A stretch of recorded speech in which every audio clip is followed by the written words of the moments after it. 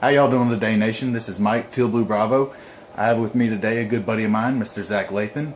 He is going to be demonstrating today's topic for commentary, a series of videos I'm trying to do every Sunday. To the gentleman that suggested today's topic, I appreciate it. Your input was a very much needed thing.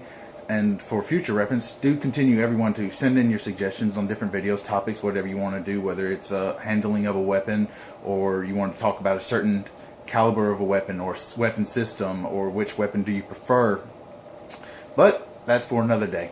As I said, this is Zach Lathan. Let y'all get to know him. Go on, take it away, sir. Alright, hey guys, I'd like to thank Mike for having me on the video today. Really appreciate it. As I mentioned before, my name's Zach. I've been in the National Guard for just over 3 years. Thank you, Mike. With a 9-month tour in Afghanistan in 2012, using the same rifle that we'll be talking about today, the M4 carbine. Now, the purpose of this video is to demonstrate how to get all that nasty dirt and grime out of your AR15, not just your field strip, but a real in-depth takedown to really get your rifle inspection ready. So, with that being said, appreciate you watching. Hope you tag along, get some useful information out of it, and let's get started. Alright, let's get it. Alright. Today we're going to be demonstrating on a Colt LE6920. You will need Q-tips, some sort of device to be able to scrape the carbon off, a .22 caliber brush for your barrel, some cleaning oil, some sort of rod or snaking cable to be able to run through your barrel to clean, cleaning patches, and a screwdriver for this detailed strip. Alright, and Mr. Lathan, he will now demonstrate how to do. Before you do anything with your weapon, you need to make sure that it is clear and safe. Safety is the utmost issue. Cannot stress that enough. There are too many accidents out there where people think that the weapon is safe and then they end up firing a hole into their buddy or killing themselves. I personally have even accidentally done it myself, where I thought the weapon was safe and I didn't think anything was chambered even after clearing it, and a magical round came out of nowhere. But anyways, he just demonstrated that it is clear, there's nothing in the chamber. Going to start with disassembly now.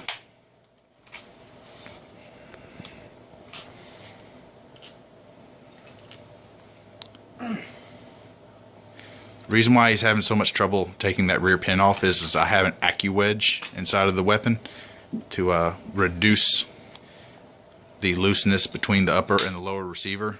Just make it a little bit more rigid of a platform. Separate the lower and the upper from each other, set it off to the side. Alright, gonna work on getting this pistol grip off so we can take out the trigger assembly. Really get down in there where all that dirt and grime likes to collect.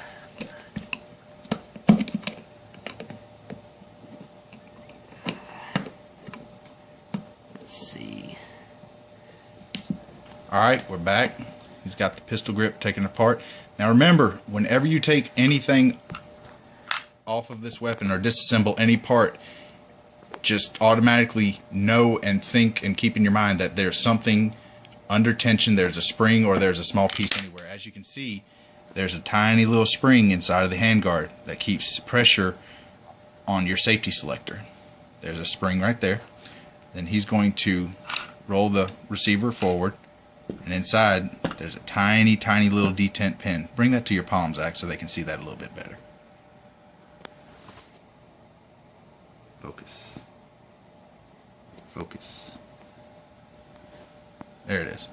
Alright, so with that being pulled out, for me this is going to be a little bit different because I have an ambi safety selector on this weapon. So we will get to the part for what would normally happen here in a second, but what I have to do is have this screw right here on the back side taken off.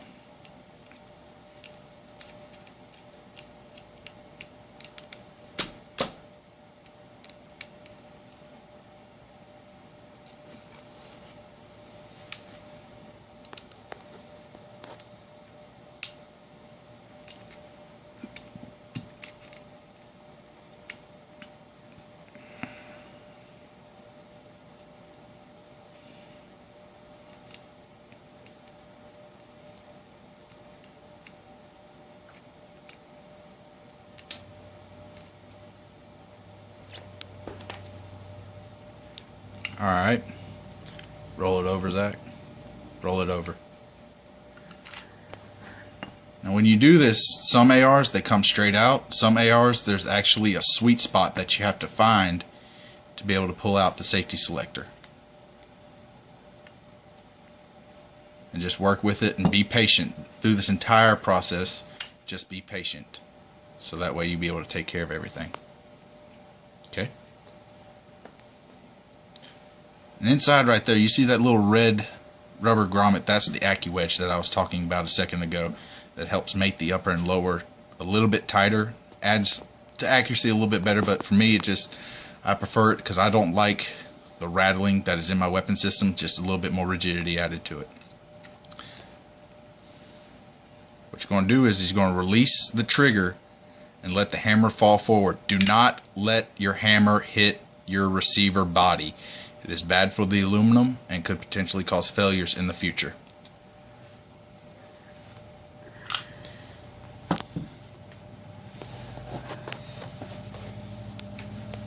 First, you're going to take out your hammer pin. Show them the punch that you're using, Zach. That's another part I forgot to mention, people. I do apologize. Is you're going to need some sort of punch, preferably a 5/16, but this came with the cleaning kit that I'm currently using. It is a tapered pin, and it's good for general purposes and anything that you might need to use as a punch on larger sizes.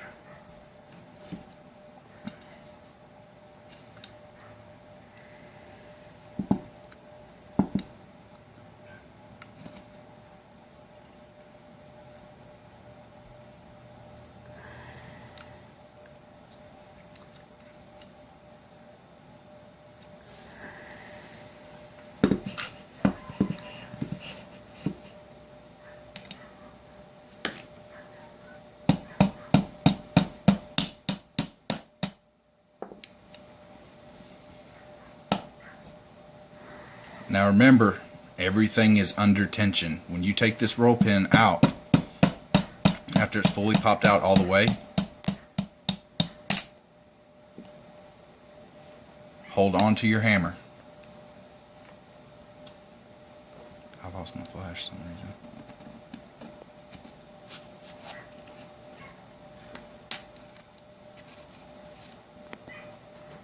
Here's your hammer.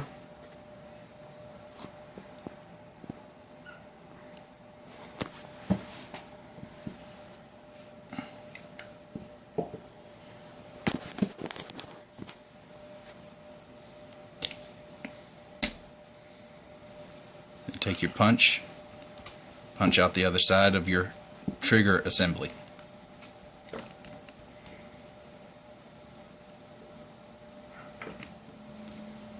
And when you do this, you see how he has his thumb on top of the trigger assembly?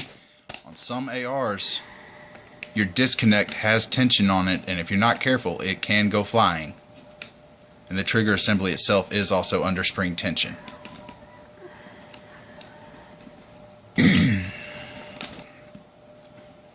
Release it slowly. That is your disconnect. Show them the disconnect, Zach. That is what your disconnect looks like. That is what your hammer rides on and attaches to.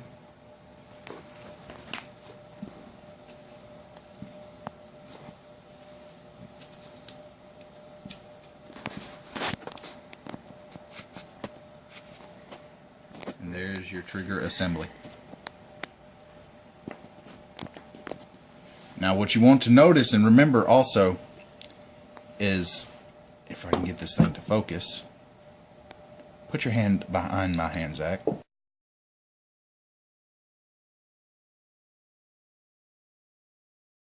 Alright people, we are back. We just got through cleaning the inside of the lower assembly itself in there, the trigger group assembly. Can't really see that too well, I don't know, but y'all get the idea. Just a regular rag and some cleaning products. It really doesn't take too much. If you really want to take it even further with the lower assembly, you can take the buffer tube assembly itself out, and we will demonstrate how to here in a second. We'll get a close-up so you can see better what's going on as soon as we get it disassembled for you. The spring and the buffer, that little cylinder, is the buffer itself. That is what actually slows down your bolt carrier group and the cyclic rate of fire. And then your spring assists. It does come apart and it can be weighted. And then there's your spring. As we were saying, on the inside where the assembly goes itself, hold on a second. On the inside where the spring assembly itself goes, you can take and some, let me shine the light on it for y'all. Let's see here. There you go. There, my apologies. You can, that little pin where he has that punch being pointed at is what you actually push down on. It's a little plunger. It just goes up and down and holds your assembly together. And then you can take some ram oil or CLP or any kind of lubricating products and actually put a little bit of lubricant. It doesn't take a lot. Just put a little bit of lubricant inside of the buffer tube itself. So that way, because your bolt is what is actually going into the buffer tube, so that adds a little bit more protection and lubrication. Anyways, so, and then you just take it,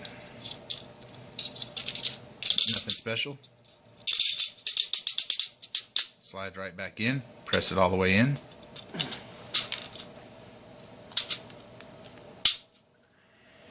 and just pops right back in. Alright, so what are we going to be doing next, Mr. Lathan? Alright, next we're going to be taking apart your, well, portions of your upper receiver. Not really going to get into the heat covers too much right now. What we're going to focus on is your bolt carrier group and your charging handle for right now. The only time, as a side note, that you really, while he's doing that, we'll go ahead and show how that's done real quick. Apologies. You just release your charging handle and slide the bolt. Comes right out. And then the charging handle has a little groove. Pull back for me. Has a little groove that it actually sticks in. Can you show them the groove, Mr. Layton? You can see right there, there's one of the little tabs and then there's one on the other side. And there's a key that actually fits up in there. Those tabs. Hold it up so they can see. You'll be able to see the motion of the charging handle itself. Find the groove. Well, if I can. Yeah. Push forward. Where is that thing? There it is. You kind of also, it might help if you have the charging handle level, just saying. But, you know, but then that's how it works. You just pull it straight back. Push down, and charging handle comes out. As I was saying about the handguard, the only time you really want to worry about taking apart your handguard is if you have a gas piston system. We'll cover that later in another series of videos if y'all won't. I do not have a gas piston system available on this weapon. It's just a regular standard issue M4 operating system. So, what do we have in front of us, Mr. Lathan? Alright, this right here is your bolt carrier group. Now, there's a lot of people who are really scared to even try to take this apart or clean it or lubricate it because they don't know what all are the moving parts of it and what can and can't be taken out and what you do and do not need to clean. I'm going to go ahead and show you all how to take it apart, show you what to lubricate, what not to lubricate, and just a few little places that you can clean inside of it. That way you can get the most efficient operation out of your bolt. Alright, first we have a cotter pin over here. I'm just going to take my knife, I'm going to pop it out. You don't necessarily have to use a knife. You can use anything that has a point or it comes to a, well, exactly that, a point, and just pull that pin out. Alright, that pin's going to come straight out. It's just a small little cotter pin that you can find at a auto parts store or a hardware store, really. That's going to release your firing pin, and this one's actually very clean compared to some of the ones that I've seen. That whole section right there will be just black with carbon.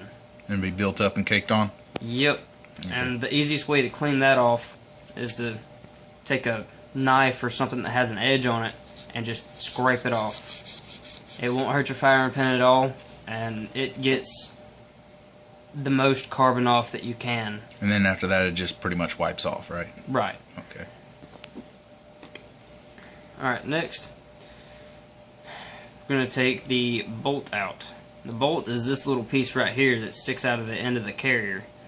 So this whole big piece right here, there's a lot of people that want to call this the actual bolt. That is not true. This is the carrier for the bolt. The bolt's actually very small. To take the bolt out, what we're going to do is we're going to rotate it so that our cam pin is exposed over here on the side. You're going to rotate that cam pin 90 degrees, right? 90 degrees. If I can get it to 90 degrees. And then you just tap it out. It's not much to it. It's just... Can you put that back in for us real quick and show us what it looks like before you take it out?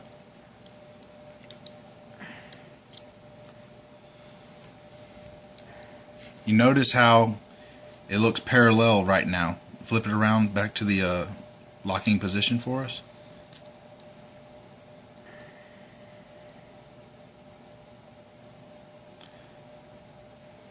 And that right there. That's how it will look before you go and rotate it. That is the lock position. It will not come out. Go ahead and rotate it back for us, sir.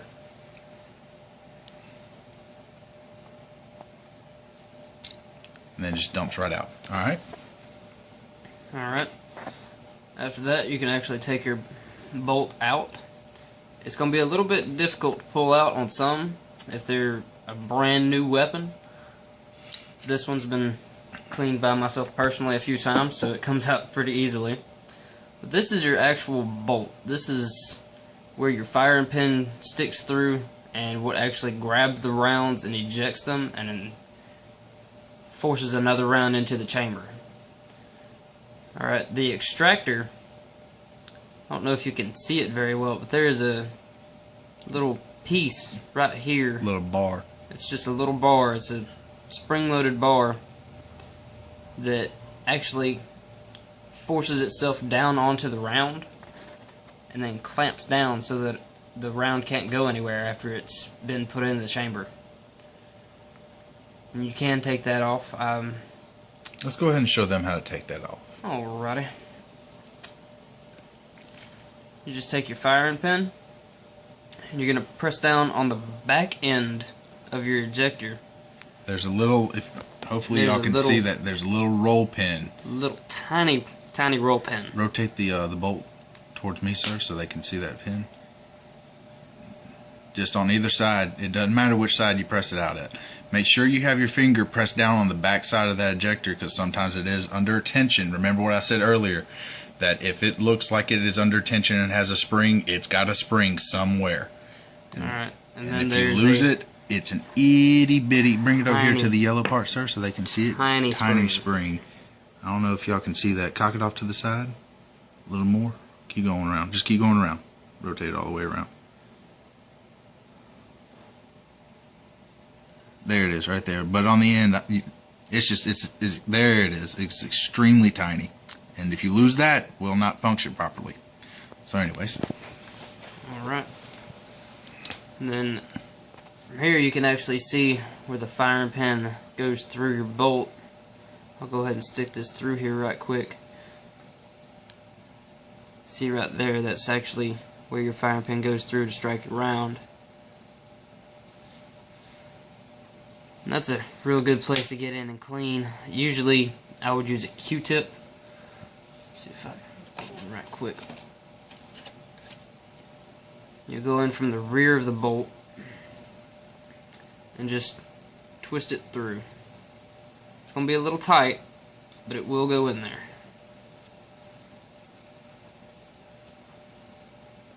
Yeah, see all that black stuff? Go on and pull it out for us and let's see. Oh, nice and dirty.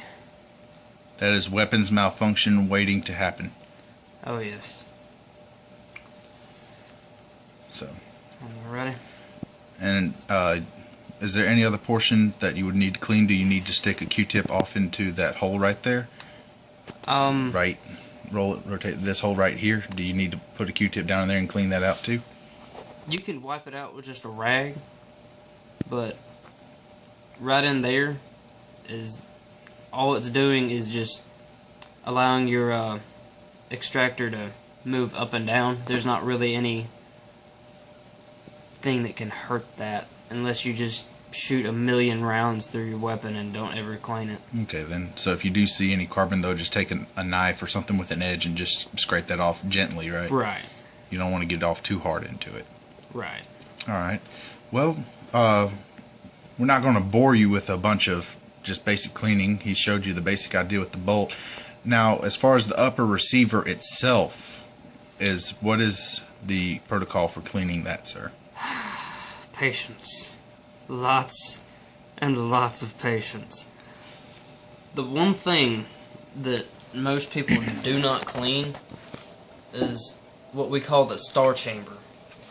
The star chamber, if we can get some light on it, is this little thing right here. And what it is these little ridges don't go all the way through. What happens, you see these ridges on the bolt right here, those actually go down inside the star chamber, and when your bolt goes in, it turns and locks the bolt in with those little ridges. Well, somehow or another, you have to get in behind these ridges with a Q-tip or a dental scraper or something of the like and get all that carbon out. So otherwise, you would have a weapons malfunction where your bolt would not lock all the way and could cause severe problems while firing. Another thing is on your gas tube. I don't know if y'all will be able to see that or not. That flashlight, get the other flashlight, sir. Alright. The gas tube right there, which is fairly covered in carbon, that right there, the easiest way to clean that is to get like a pipe cleaner or a Q-tip. You can use a Q-tip and actually wrap it around the gas tube right there, and then just go back and forth until you can actually see the carbon coming off. Okay. And then on the bolt carrier group itself, sir. Yes, sir. On the gas tube, where the gas tube actually goes into the bolt carrier group itself, right in there. Would you recommend putting a Q-tip down in there, or a wire scrubber, or something like a little bristle brush or something like that? The only thing that I would suggest putting in there is a Q-tip. Just a Q-tip? Just a Q-tip. You don't want to use anything else and risk... Nothing abrasive and making it a larger diameter. Right. Okay. Anything else with the upper, sir, or the bolt carrier group, or the upper itself before we start actually cleaning this and then doing a functions check? Well, I'd like to go ahead and show them where all you can and should not oil, and then all the places that you can and should not actually scrape off carbon. Alright. Okay. These little ridges right here on the side, where you don't have any bluing at all, those need to be oiled, otherwise they'll start to rust. And then this whole bolt carrier needs to be oiled, the entire thing, because this, as you can see in the lower, it actually goes back into your buffer spring tube and rubs against all those walls in there, and it rubs against everything inside of here as well in your upper.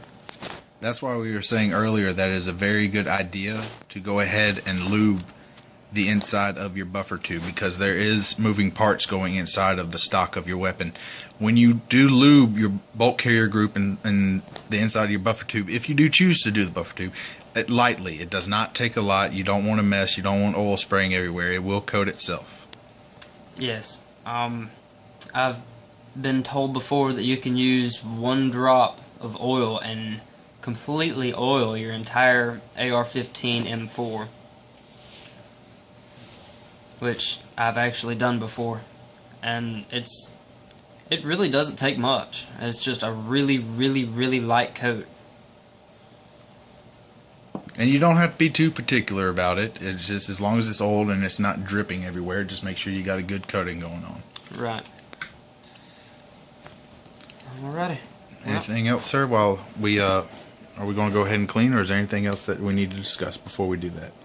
I don't believe so. I'm gonna go ahead and get started cleaning on this thing. Alright, ladies and gentlemen, well, apologize, but we're right slightly back. backtracking, but we wanted to show you something. We were talking about the bolt carrier group itself and where you need to clean it. We're going to give you a quick demonstration of how your bolt carrier group actually operates. Let's start with the upper receiver first, Mr. Lathan. Alrighty. On the inside itself, now y'all can see it right there. That little tube is actually where your gas tube ends. The gas tube, rotate it 90 for me, towards me. Right there, that's fine. What happens is you have your bolt carrier and bolt in here, and then your bullet is chambered somewhere around in here. Goes the length of the barrel, and right in here there's a hole drilled into the top of your barrel. The bullet keeps going out towards the end of the muzzle, but the gas from behind the bullet actually comes up in through here. There's a tube that runs along the inside of your handguard area, and that's where that tube comes out at. Alright, now let's go to the bolt carrier group itself. The gas continues into, this is called the gas key. This part right here, this big block, is called the gas key. Gas continues. The bolt itself is pushed back. As it is pushed back, Mr. Lathan's going to demonstrate what happens. Let's see if we can do this slow enough for you. See that little silver ring right there? The bolt is pushed back. Keep pulling. And then the gas is released out of these ports. So that way pressure is relieved and the bolt can function properly. Now go ahead and take it out, sir, all the way. And that is where carbon can build up prolifically. That is your main problem with this weapon system, is the design where the carbon is dumped. As you can see, that is rather dirty. How exactly can we clean that, Mr. Lathan? The easiest way to clean it is with either a knife or a carbon scraper. And you just take and lightly scrape at the carbon until you can see that it's either come loose or if you feel a smooth drag. If it's not smooth, you're not cleaning it properly. Apologize, my light dimmed out, but we were able to show you what we needed to show you. And so we're going to finish this up and continue to what we were doing, but that's just the basic part, the main part of how to scrape and clean the bolt carriers. It's just you need something with an edge on it. Well, we'll be right back. What we're doing right now is we're actually going to clean the barrel of the weapon itself. We're using a bore snake cable from a cleaning kit of mine. And it's simple as that. It's just a little copper brush. You can buy them anywhere. Otis, Remington has a few. There's where are some other cleaning kits available? You can get them from Academy, Walmart. They're everywhere. Any sporting goods store. Not necessarily even name brand. You got some that you can get some at Walmart for like 30, 40 bucks that don't necessarily have a well-known name brand. And you just they'll clean any caliber that you need. As you see, he's just pulling it straight through. And you're going to ream that through. It doesn't matter whether you come through the back end of the weapon or the front end of the weapon. Just run it through a few times. And then take your cleaning patch. Depending on what kit you use, I'm not going to show you the kit that I have unless in a further date y'all want me to, and I will go over that, because each kit comes with its own different style of cleaning patch to actually get the carbon out. But you're just going to run, it's a little, basically looks like a little tissue, and you're going to put it on the end of a rod or the end of a cable, and you're going to pull it through. and then it's going to clean the carbon off. Like I said, if y'all want me to go in depth with this next time, just let me know down in the comments below. I'll be more than willing to be able to show y'all that. We're going to finish this up. Did you have something to say, sir? There's also another product. It's called a bore snake. It's made by Hops. What it is it's just... That's Hoppes, right? Right. What it is it's just a long piece of cloth that has basically just your little copper wire brush embedded inside of it. And it's caliber specific, so you have to get the 5.56 223 size so that you can actually clean your M4 with it. What you do is you have to stick that one through the muzzle. Have to. It cannot go through here because it will catch on the star chamber. Now you just stick it through the muzzle, let it drop down. It has a little copper weight on the end of it, or a brass weight. You're just going to drop it down through here. It'll fall down into your upper receiver up here, and then you're just going to pull it all the way through the end, and you have to pull on it pretty hard. So don't be afraid to that you're going to break something or something, because it's going to be real tough to get it through. But you're going to pull it through, and it should only take 1 or 2 pulls, and you will have one of the cleanest barrels that you possibly could. But that's it's called the Bore Snake by Hops. And that's just one that you personally like to use. I love it. Makes it so much easier to clean. Okay then. Alright, well, we're going to finish cleaning up the barrel, and be right back. Alright, your forward assist right here, sometimes you'll get a little bit of a grainy sound, and the only thing that is there's just a little bit of friction between this tube right here and the actual plunger, which forces your bolt forward so that you actually seat the round all the way, because sometimes your bolt won't go all the way forward and lock. You just hit that, and what'll happen is you'll get like sand or dust or a little bit of carbon in there, and it'll start to grind. Usually what I'll do, again, just a little bit of CLP.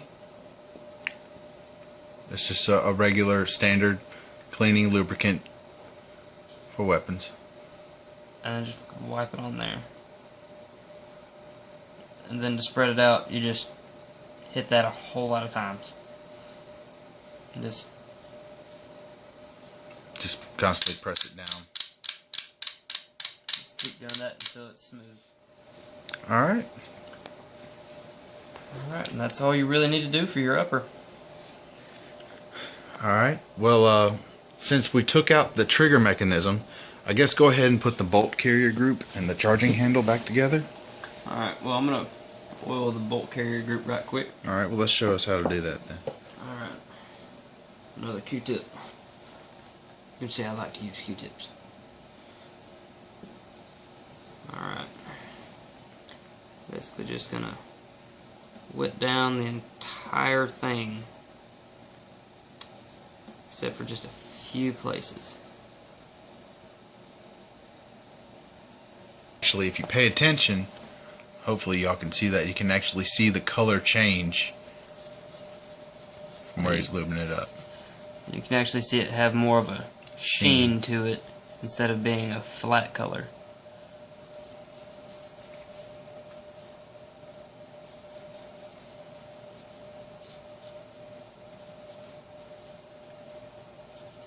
Alright, let's go ahead and put her back together.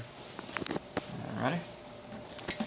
Alright, when you're putting your bolt back in, make sure that your extractor is on the same side as this little cutout right here. Otherwise you'll be trying to eject your round out to the left side, and that doesn't work. Your ejector, hopefully y'all can see that. Let me see if I can get a flashlight for y'all real quick. Bear with us.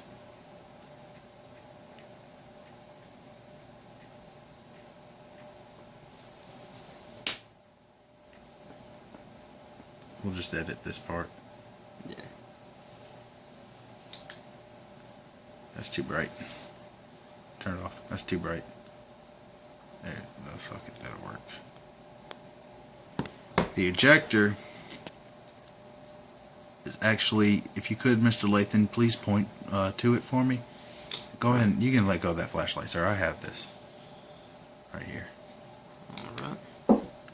The ejector is actually that little bar right there. Yeah, that little bar that we showed you earlier in the video. You want to make sure that is facing to the right of the bolt carrier group itself. Alright, you're just going to seat that all the way in.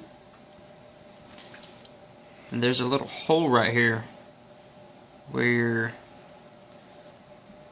pin goes back in. Your cam pin. Your cam pin. You just have to slide it right in there. And rotate it 90 degrees. And pull your bolt back out. Alright, then you're going to take your firing pin. Slide it in. Then you're going to replace your cotter pin. Now these can be a little bit difficult sometimes, and one thing that I found that sort of helps is rotating them. Also, when you do it, make sure that your firing pin is as far forward as it can go.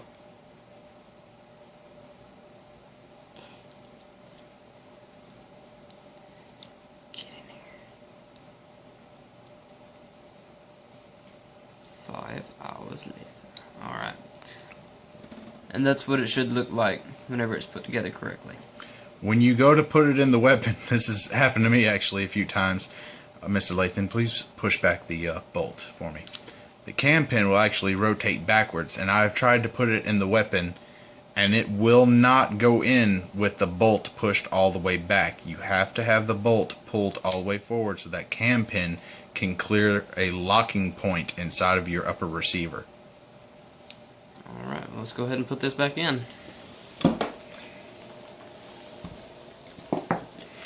Alright. You have to put your charging handle in first, because what pulls your actual bolt carrier group back is this little ridge right here on the end of it. That has to go in front Of your gas key. your gas key. So, charging handle, hold it out just a little bit. You can take your gas key, and there's a little channel right there in your charging handle that it'll slide into, and then you can just let go of both of them and they will seat themselves. Alright. Let's go ahead and put that trigger assembly together, sir. Right. Now people, this is a part that you're going to have to be patient with. Really patient, because you're dealing with springs and things that are under tension. They're really irritating. When you do this on your trigger, hold that sideways, please. When you're doing this, make sure your trigger assembly, the springs are facing downward like that. Then you're going to take your disconnector, which Mr. Lathan's fixing to show us. That is your disconnector. Make sure that notch on the towards the top of his hand is going to seat over top of that spring right there, just like that. Let me see if I can get that to focus real quick. Hold that to the side. Just like that. Go ahead and seat it for me, sir. And just slides on top just like that. Alright? Let's get this trigger in here.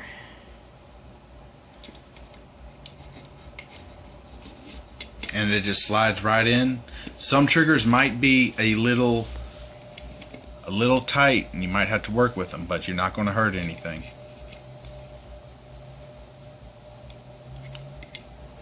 And just line it up.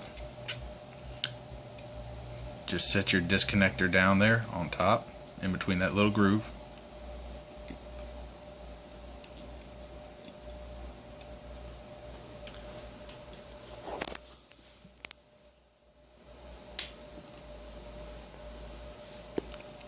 Take your trigger pin, try and find the hole.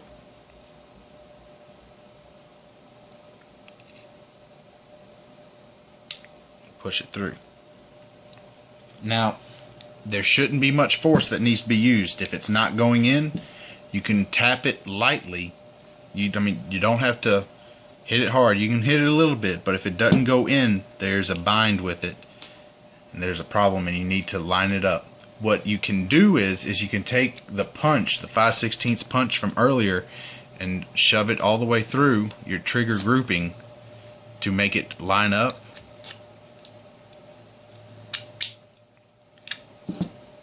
Once you have it lined up like that, take your pin and chase your roll pin punch out. That usually works really good.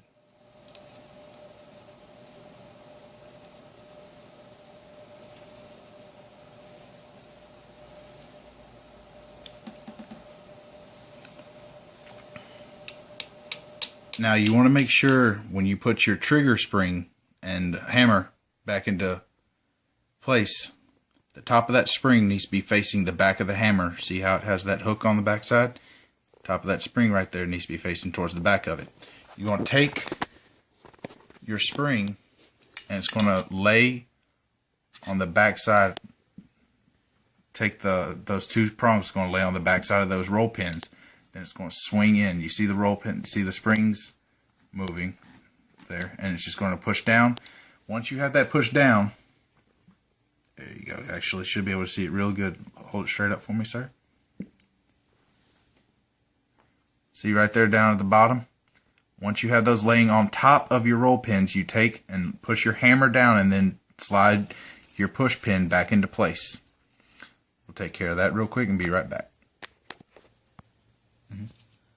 Alright, one way that I found easier to get that detent spring to actually seat correctly on your detent is to go ahead and put it inside your pistol grip. That way when it goes down, there's no bending or stretching or messing up of the spring. Right. Go ahead and... Might be a little bit of a tight fit. You don't want to go too fast because you don't want that spring to get cocked off or damaged. Just take your time with it. And seat right in. Go ahead and check your safety selector. Make sure it is positive detention. Sounds good. Alright. Buckle her up. Put the bolt in.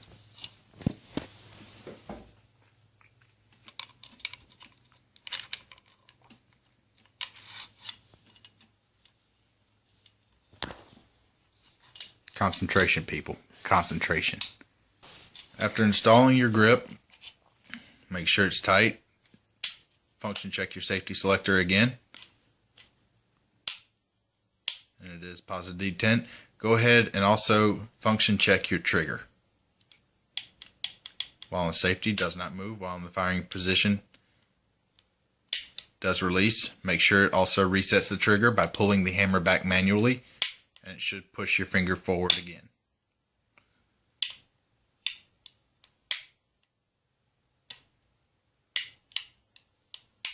Cool. Alright. Alright, we can go through a quick functions check. Alright, I remember, like with everything that you do with a weapon, you must make sure that it is unloaded before you even attempt to mess with it. Alright, gonna drop your magazine, no rounds, pull your charging handle back, visually observe if there's nothing in the chamber. Alright, you're gonna keep your weapon on safe, pull the trigger, no fire. You switch from safe to semi, pull your trigger, you should hear a loud click. Then you're going to charge the handle back. Do not let go of the trigger while you do this. Do not let go of the trigger. After you charged it, slowly let go of the trigger. You should hear a thunk. That means that your trigger is reset and you're ready to fire another round. Then you're ready to switch from semi to safe. That is a functions check. All right.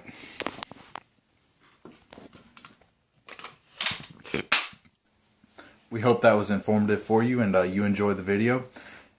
Please like, share, and comment down below. Let us know what you think. What he's saying. Right down there. Do it. Do it. And let us know, like I said, what you think. Leave suggestions for further videos. And this is Mike Matheny for Teal Blue Bravo. Zach Latham, Teal Blue Bravo as well. Have a nice day. Be safe. Shoot straight.